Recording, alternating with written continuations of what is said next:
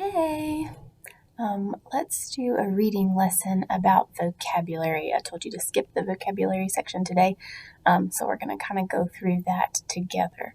And when we talk about vocabulary, what we're talking about is we're learning new words, what they mean, how we can use them, and things like that. So we're going to read a little bit of this book called Bear Snores On.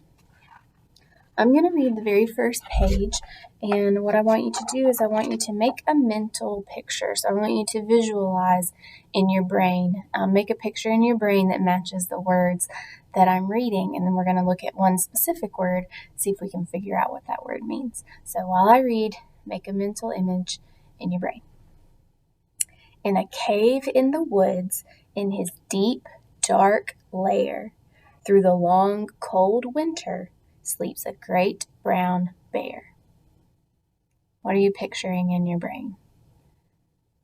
So it's almost like you're the illustrator and you're making up the pictures that match the words. So we're going to focus on one word. We're going to focus on the word lair. It says, in a cave in the woods, in his deep, dark lair. So what does lair mean?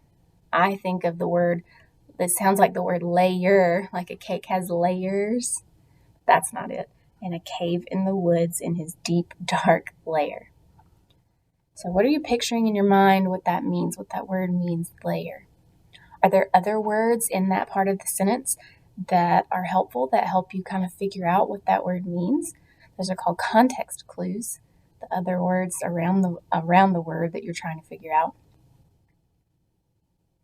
So I hear a word cave, in a cave in the woods, in his deep, dark lair. So I hear cave, woods, deep and dark to kind of surround that word and give me an idea of what that word lair means. So bear's in a cave. It's deep and dark. There's bear. It says in a cave in the woods, in his deep, dark lair. So that's kind of like the bear's home, his den, where he's sleeping. So it's in a cave. We call it his lair. It's his habitat right now. It's where he's living. So it's his home. And the words cave and deep and dark helped me figure out what that word lair means. So he's sleeping. Let's see what happens next. Cuddled in a heap with his eyes shut tight, he sleeps through the day, he sleeps through the night. The cold winds howl and the night sounds growl, but the bear snores on. An itty-bitty mouse, pitter-pat tiptoe, creep crawls in the cave from the fluff cold snow. Mouse squeaks, too damp, too dank, too dark. So he lights wee twigs with a small hot spark. The coals pip-pop and the wind doesn't stop. But the bear snores on. Two glowing eyes sneak peek in the den. Mouse cries, "Who's there?" And a hare hops in. "Oh, Mouse," says Hare, "long time no see." So they pop white corn and they brew black tea. Mouse sips wee slurps. Hare burps big burps. But the bear snores on.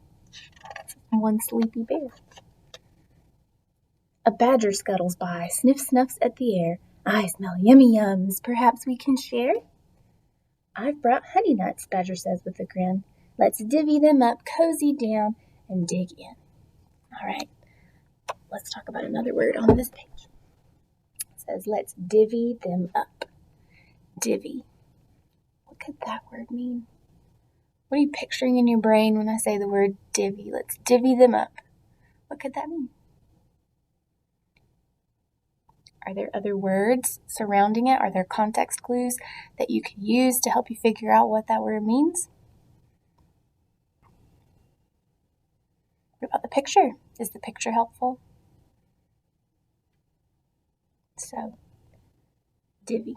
Let's look back at this page. It says, a badger scuttles by, stuffs at the air. I smell yummy yums, perhaps we can share?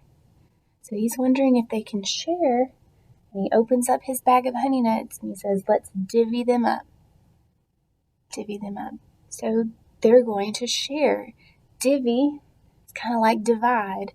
Means you get some, then you get some, then you get some, and I get some.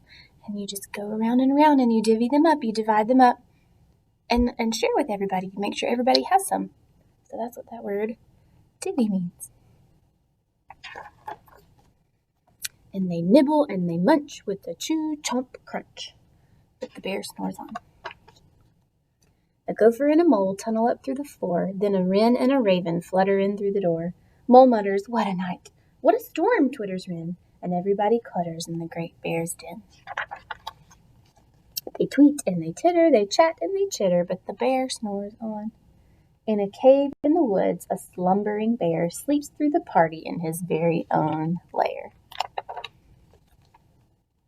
Hare stokes the fire, mouse seasons stew, then a small pepper fleck makes the bear Achoo! He blows and he sneezes, and the whole crowd freezes. And the bear wakes up. Bear gnarls and he snarls. Bear roars and he rumbles.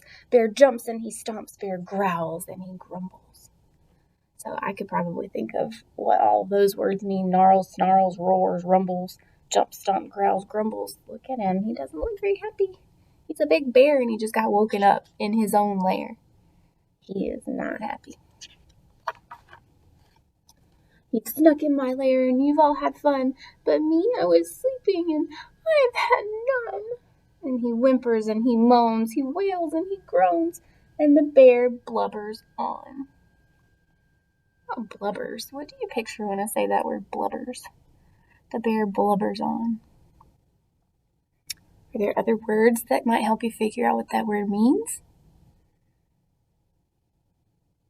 What about the picture? Is the picture helpful?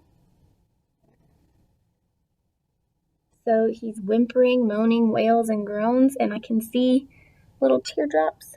He's crying. The bear blubbers on. He's really crying. He's like, poop, poop, poop, poop. He blubbers. He's very sad. Mouse squeaks, "Don't fret, don't fuss, look, see, we can pop more corn, we can brew more tea." Oh, he's like, that would be nice. Bear gulps, bear gobbles, he sighs with delight, then he spins tall tales through the blustery night. When the sun peeks up on a crisp, clear dawn, bear can't sleep,